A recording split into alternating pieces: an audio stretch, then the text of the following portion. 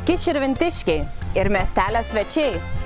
Su jumis sveikinasi naujasis video projektas Netikėtų situacijų šou. Mes esame pasirengę nufilmuoti visas jūsų nuodėmes ir taipogi garbingus darbus širvintų labui.